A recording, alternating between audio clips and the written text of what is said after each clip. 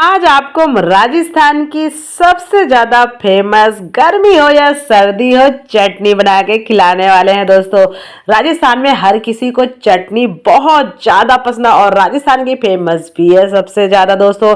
तो आज हम आपको प्याज की बहुत ही अच्छी सी चटनी बना के खिलाने वाले हैं दोस्तों। आप आराम से इसे 3 महीने स्टोर करके रख सकते हैं, बिल्कुल भी खराब नहीं होती है दोस्तों। बनाने का तरीका बिल्कुल आसान है और हमारे चैनल पे आपको नए नए इसी तरह से वीडियो मिलते रहेंगे। तो राम राम दोस्तों, मैं हूं दिव्या, दिव्या फूड चैनल में आप सभी का स्वागत है। आई होप आप सब अच्छे और खुश रहे, हमेशा निरोगी रहे दोस्तों।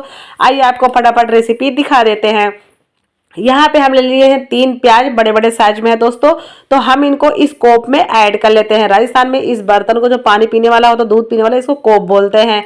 तो दोस्तों, और यहाँ पे मिल लिया कुकर। कुकर में हम 1 लीटर पानी ऐड कर देते हैं। आपके पास कोई कढ़ाई हो, कढ़ाई में या तो कुछ नीचे बर्तन लगा के पानी डाल के इस तरह से रख सकते हैं। मैं तो कुकर में इसको 2-4 सीटी लगा देती हूँ और ये कोप को मैंने रख दिया है। 2-4 सीटी लगा देते हैं, उसके बाद हम आपसे कुकर से मतलब कुकर के पास लेके मिलते हैं दोस्तों। ओके दोस्तों, अब आ जाते हैं हम वापस से मिर्ची की तरफ। तो दोस्तों, ये मिर्ची हमारी तीखी वाली भी है और लाल मिर्च कश्मीरी वाली भी है। तो जिसे हम कश्मीरी पाउडर बनाते हैं ना, तो वो वाली भी। तो इसमें लाल तीखी मिर्ची और फीकी मिर्ची दोनों है दोस्तों।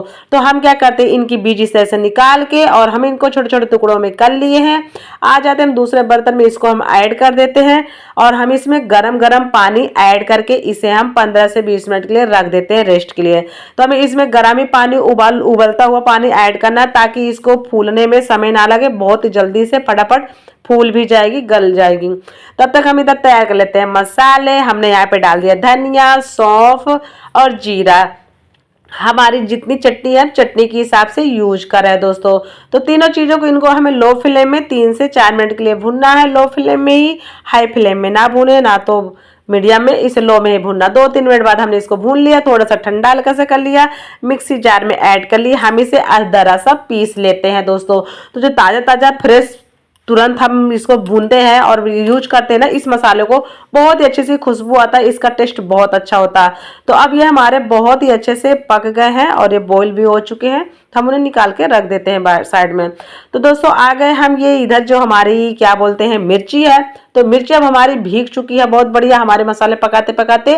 तो अब हम इन्हें सारे इस तरह से निकाल लेते हैं और अब हम इसमें ऐड कर देते हैं मिक्सी जार में। और ये हमारी इमली भी, हमने थोड़ी सी इमली लिया था, इमली को भी हमने गर्म पानी में भिगो दिया था, वो भी बहुत अच्छे से भीग गई थी और हम उसे भी ऐड कर दिया है।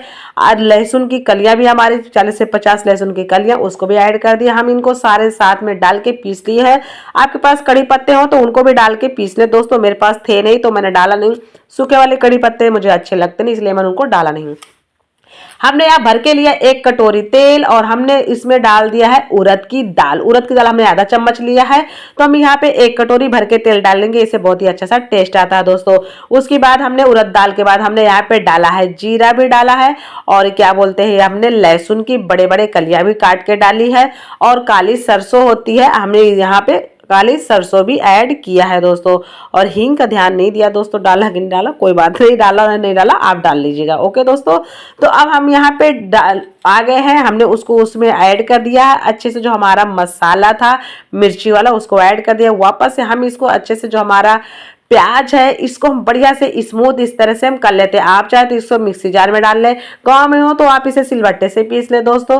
हम इसलिए इसमें से किए हैं ताकि मिक्सी जार में तो ज़्यादा स्मूथ हो जाएगा, तो हमने सोचा इसे हम इसी से कर देते, तो हमने इसलिए उसी से कर दिया दोस्तों। तो अब हमें इसमें अच्छे से इसको मिला लेते हैं। मिलाने के बाद जो हमने मसाला बनाया था, पीसा था, हम उस मसालों को यहाँ ऐड कर देते हैं। स्वाद अनुसार हम नमक भी ऐड कर देते हैं। और आज हमारी ऐसी चटनी बनेगी कि आप भी क्या याद करोगे। और आप, ये हमारी चटनी हम इस तरह से इसलिए बना रहे हैं ताकि आप आराम से इसे 2 से 3 महीने आराम से स्टोर करके रख लें, बिल्कुल भी खराब नहीं होगी। हमने उसके बाद इसको लो फ्लेम में इसे हमने छोड़ दिया था ढक के। तो हमने इसे ढक के मुश्किल से 7 से 8 मिनट के लिए छोड़ दिया था। अब ये बहुत ही अच्छे से पक के हो गई है, पूरी तरह से तैयार दोस्तों।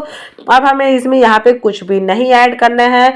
और अगर जो आपको लग रहा है हमने इसमें जो खट्टा देने के लिए इमली ऐड किया, आप उसकी जगह नींबू भी ऐड कर सकते हैं और भी कुछ ऐड कर सकते हैं, दही वगैरह कुछ ऐड करें जो आप ऐड कर सकते हैं। पूरी तरह से हो गए बन के तैयार। हमारे वीडियो पे आपको नए नए वीडियो मिलते रहेंगे। वीडियो को लाइक शेयर को